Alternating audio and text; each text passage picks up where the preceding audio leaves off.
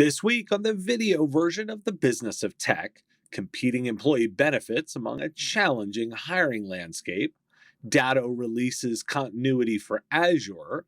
Among security news, it's the CISA's cloud architecture that stands out, what new college hires want in a company, the new StateRAMP guidelines are coming, a rundown on the state of technology E&O insurance, and the new small and medium business trends report. All this and more.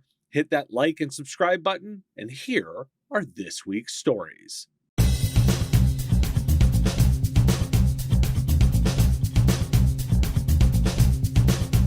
Last week, President Biden announced a new federal vaccine mandate, which establishes an OSHA standard for businesses with more than 100 employees to require immunization or testing. For those interested in the reactions, I'm highlighting two Reuters pieces. One focuses on the muted response from the business community, and the other specifically on small businesses. That's the environment of business right now, although the majority of IT service providers will be smaller than the requirements. Which leads to some developments in the world of benefits, too. Amazon announced last week that it will pay 100% of college tuition for its 750,000 hourly employees. Eligible after 90 days of employment, employees can get tuition fees and textbooks covered, and it will also begin covering high school diplomas, GEDs, and English as a second language certifications for employees as well. Ever considered changes to the way people are paid? Per a survey of just over 1,000 U.S. workers, 80% of workers want their wages streamed to their accounts.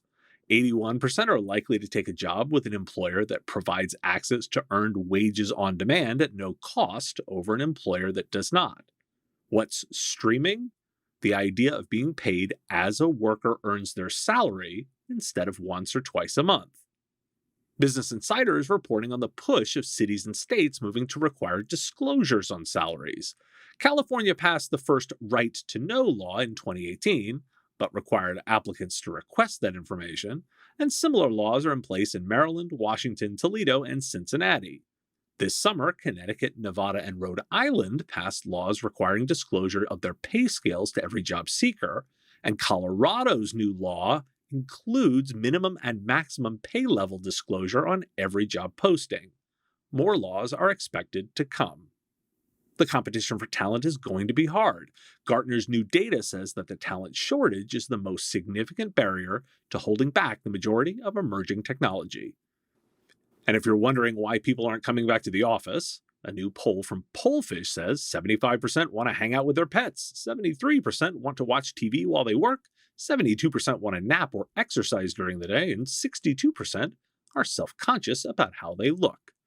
And 4% of survey respondents said that working remotely was so important to them, they would not go back to work in person even if their employers required it, instead giving up their positions to presumably find other remote opportunities.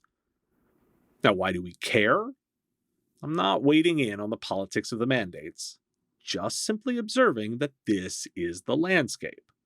With people remaining the number one expense line item in an IT services business, recruiting and retention should be top of mind.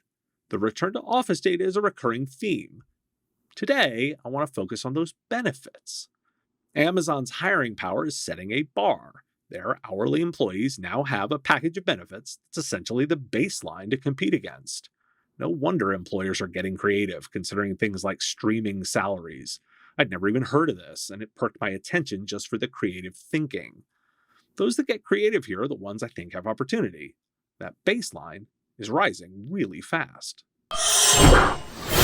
TechAisle's new research believes 409 million SMB employees will still be in hybrid remote work at the end of 2021.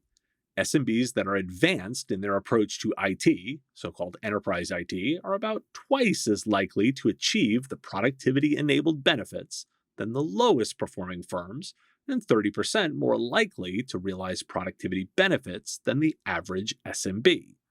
The piece here focuses on three solution areas: unified workspace, collaboration, and mobility. A piece of data.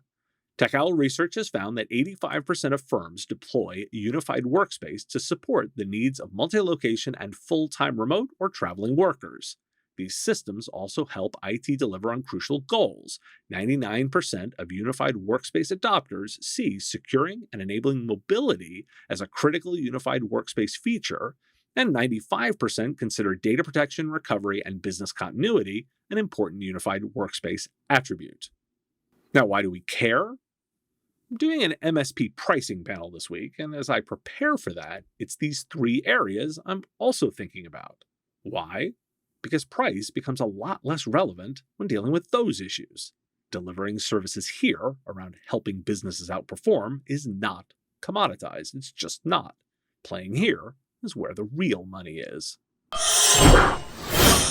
The landscape of security. A new study from HP says more than 30% of workers under the age of 24 entirely bypass cybersecurity measures that they believe get in the way of their deadlines. Almost half of the office workers of all ages believe cybersecurity measures waste their time, and the figure increases to 64% among those under the age of 24. The survey found that 54% of 18 to 24-year-olds cared more about their deadlines than causing a data breach. In the Hackers Are People Too category, CRN is reporting that the REvil group accidentally released that universal decryptor key. The quote, "One of the coders misclicked and generated a universal key." We also learned that the payments totaled over $10 million, although potentially unclear if that's directly from the CISA breach. NBC News is reporting on the impact of ransomware on students' information, such as social security numbers, birthdays, immigrant status, and if they are homeless, economically disadvantaged, or dyslexic. Some schools aren't even aware of the extent of data loss. CISA has released their Cloud Security Technical Reference Architecture.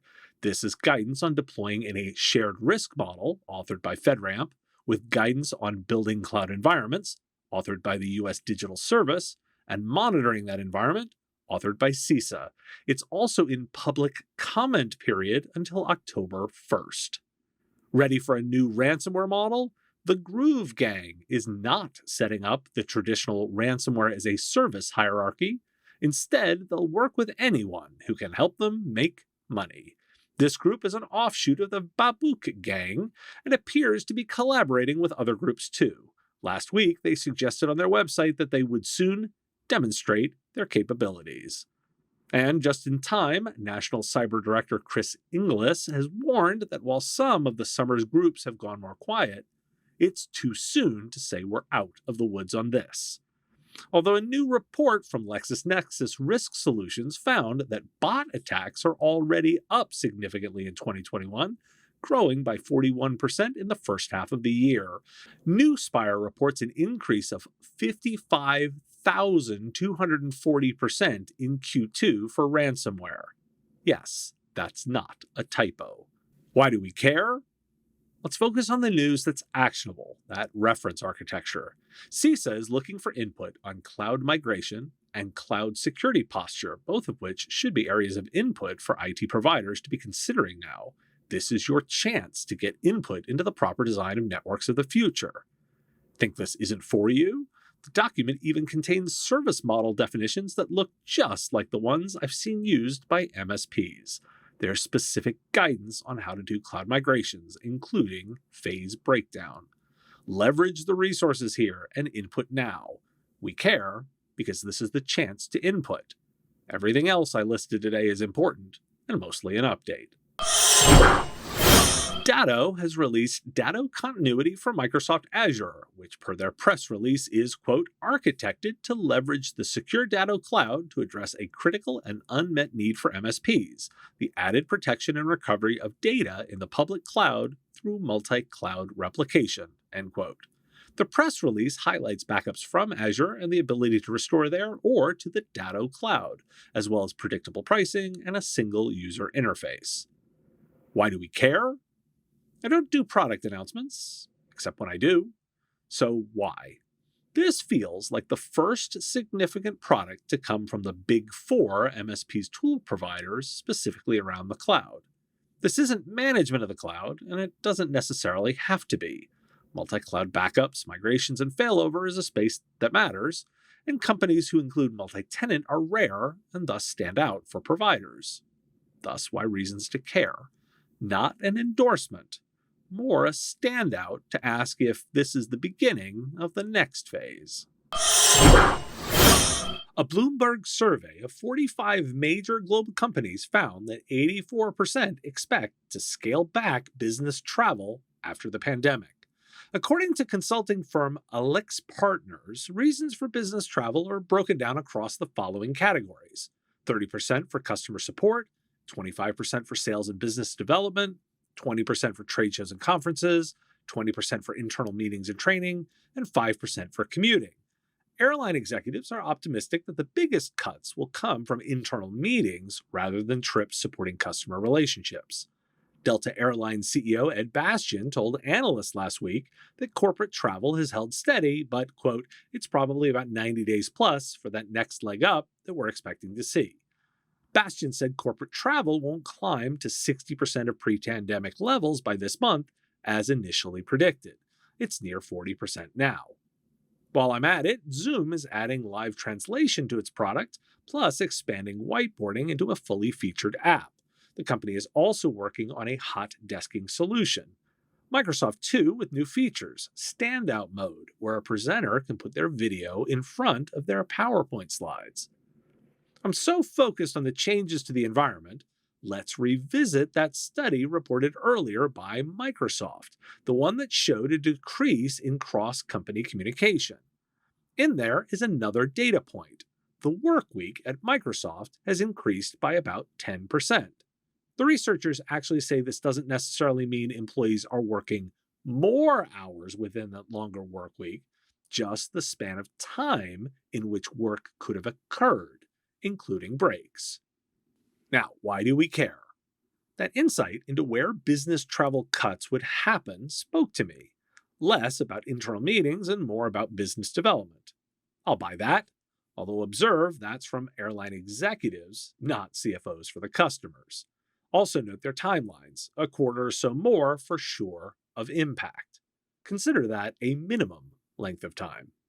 That Microsoft research around remote experiences speaks to the opportunity for consulting to help customers. Culture and management styles, more than technology alone, will make the difference. There will be continued product enhancements to try and take advantage of the lack of clarity. That's a trend you can rely on. Dig into that research. Think you know PCMatic? Think again.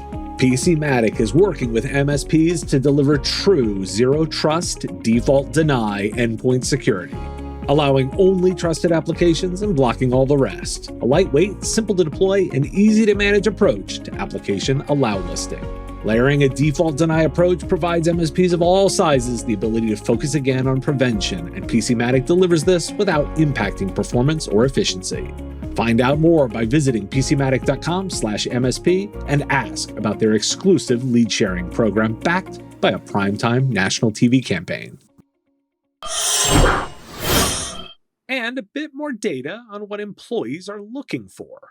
A poll of college students conducted by Axios and Generation Lab. There's no single issue they expect employers to care about. Instead, it's a range from their reporting. 17% say companies need to pay most attention to racial diversity and inclusion. 21% say climate change. 22% say better pay for low-wage workers. 16% say reskilling or upskilling. And 20% say better healthcare and childcare benefits. Overall, 68% say companies should take public stances on social issues, and another 16% go as far as to say they wouldn't work for a company that doesn't. So I've coupled this other data. It's not easy. Research from Data Solutions says almost 2/3, 63%, of technology leaders think it will be difficult to become carbon neutral. Despite this, the research showed that 85% plan to be carbon neutral by the end of 2025. And so we're updated, the worker shortage is getting worse. A survey by Alignable, which is a referral network for small businesses, found that between August 15th and September 13th, 66% of members were having a, quote, very difficult time finding workers. Manufacturing, automotive, construction, and restaurants are among the hardest hit industries. Amazon also increased their average starting wage, now to more than $18 an hour, up from an average of $17 in May. Why do we care? Seems like the theme of the day is culture. The tide rises on finding workers. It's not enough, certainly right now, to just list a job and hope for the best. It's also not enough just to be in the middle of the pack on compensation. Organizations need to be building a management and culture style that employees want to be in. Oh, and retain what you have. That's time and energy well spent. If it was easy, everyone would be doing it. Salesforce released their 5th edition of the Small and Medium Business Trends Report. They have 4 major trends, and here's quoting generously from ZDNet. First, communities and governments stepped up for SMBs. Due to pandemic shutdowns, SMBs found themselves even more resource-strapped, all the while struggling to maintain revenue streams. Governments and local communities alike stepped up to help. 2/3 of SMB leaders say community support has been important to their company's survival. More than half of SMB aid applicants received help, with small businesses more likely to have received national or federal government aid. Second, customer and employee engagement took priority. After a period of turmoil, SMBs are looking to deepen trust. To do so, they're focusing on providing employees with transparent communications and flexibility, while also meeting customer expectations. More than 7 in 10 SMBs say their customers expect online transactions, and nearly the same proportion have an e-commerce presence. SMBs embrace the digital-first world. In an increasingly unpredictable world, SMB leaders are accelerating their technology investments, seeking technology to help their businesses survive even the most tumultuous times. More than half of growing SMBs accelerated investments in sales and customer service technology over the past year.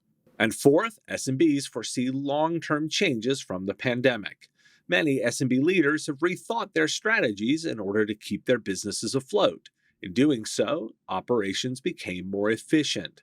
SMBs now plan to keep some of those changes permanently. 3/4 of SMB leaders believe shifts they've made to business operations over the past year will benefit them long term. The report also has 10 takeaways, focusing on improving the employee experience to improve the customer experience, a priority for employees on flexible work and safety, the use of technology and moving businesses online, and work from anywhere, among others. Why do we care? This period of time has been a great change agent, mostly accelerating previous trends. Sales and customer service technology is code for e-commerce in the broadest definition. It's also code for digital transformation, as much as that makes me shudder. And a lot of these changes are here to stay. I'm left pondering how many services being offered by most IT service providers are built for yesterday's customer needs, not today or tomorrow's. Let's talk about insurance. Joseph Brunsman, who's been a guest on the show before, has compiled some changes around technology errors and omissions insurance, quoting his Reddit post. Beasley Insurance is taking a break from quoting new MSP tech E&O business. No idea if they'll be back or not. If they do come back, it's likely going to be at a much higher rate. Will they non-renew existing policies at renewal? He has no idea, and he doubts they do at the moment. RLI is becoming very strict on who they'll offer quotes to, and it's becoming uncompetitive due to price in most cases. Hiscox is no longer quoting new tech E&O policies for MSPs. It looks like they will likely non-renew all or most of their current MSP clients to get out of the market entirely. If you have one of those, you're likely looking elsewhere at renewal. CFC is no longer quoting for the industry, and at Bay, also no longer quoting for the industry. Why do we care? This is an on-the-ground perspective on what's happening with insurance. I want to present this as something of a meta opinion. Joe is weighing in with his opinion, and I'm commenting on that, rather than pure statements of fact. That said, here's someone who studies this space offering on the ground insights. What happens if you can't get technology E&O insurance at all? Debate had been about changes coming to the industry because of imposing requirements, but what if they simply leave the market entirely? That's a dynamic to consider here, because the risk then lands back entirely on the IT services provider. Microsoft has announced that users can remove passwords from their Microsoft account and go passwordless. Signing in with Microsoft Authenticator, Windows Hello, a security key, or an SMS or email verification code can be done instead. We may be a long way from a passwordless future, however. Duo Labs, the research team for Duo Security, reports that two-factor authentication adoption is up. 79% of people said they have used 2FA, up from 53% in 2019. That's just used it. The report revealed 68% of people do not use 2FA on all applications where it's available. Patch Tuesday for September looks a little brutal, more than 60 fixes and updates to come. With the Apple 0-day this week too, researchers have indicated that the number of 0-day vulnerabilities is actually up. It doesn't just seem that way. Looking at Project Zero, the number of 0 days is at 44 this year alone, up from 25 last year, and the number has increased every year since 2018. StateRAMP, which is a group focused on technology and industry, released its first group of companies approved as cloud vendors. It's designed to be a state-level process like FedRAMP, grading the security of federal vendors. There are 3 statuses: ready, indicating a product meets the minimum standards; provisional, meaning they exceed the minimum requirements; and authorized, when a product satisfies all the security requirements and has a government sponsor. Along with satisfying the StateRAMP standards, vendors must also comply with continuous monitoring to keep their status. A bit more about ransomware gang tactics. The Grief ransomware group is threatening to delete victims' decryption keys if they hire a negotiation firm. The Ragnar Locker group last week threatened to automatically publish victims' data if they contacted law enforcement or negotiation firms. Their argument: the negotiators are only there to make money too. This threat from Grief is a step further. Why do we care? 2 areas I want to focus on from this one. First, I'm bullish on passwordless and changing the model for authentication. And Microsoft putting this stake in the ground is a big deal. It's optional, so the only way it becomes a thing is policy changes. That's where IT services companies come in. As an aside, shame my Xbox 360 login won't work anymore. That's actually noted among a handful of old tech that will be left behind. My second area of focus is that StateRAMP development. Thematically, it's more action at the state rather than federal level, and why we care is that state governments are a whole lot more like small businesses. Grading security of vendors at this level is a resource IT services providers care about. It's a system of assurances.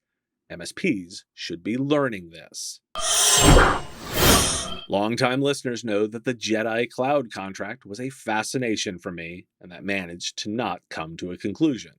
At the same time, the Air Force was working on their own cloud effort, a multi-cloud DevOps type project, and per some reporting by Protocol, turns out that's not going well either. The Air Force's chief software officer quit over frustration with the project and blasted the efforts on LinkedIn. Quote, "Some are starting to use the size of the DoD as an excuse to claim that enterprise services cannot succeed in the department," he wrote, and continued, "We have people reinventing the wheel, whether for good or bad reasons, whether it's ego-driven or for little kingdom-building exercises, and so it's been a challenge to start bringing everyone together to realize that if we want to get to the all-domain vision that we keep preaching for many years, that's not even really new. We need to start having a cohesive cybersecurity and IT capability stack." There's a suggestion in his resignation, too, about a lack of modern enterprise tech experience within the military leadership and a lack of coordination. Again, quoting, "There are 100,000 software developers in the DoD. We are the largest software organization on the planet, and we have almost no shared repositories and little to no collaboration across DoD services." Why do we care? Sound familiar? My government-focused listeners are probably not surprised, although this is a very public criticism of a very large enterprise. Digital transformation much? It's easy to dismiss government as incompetent. It's not. It's larger at a different scale and faces unique challenges of that size. My takeaway is this.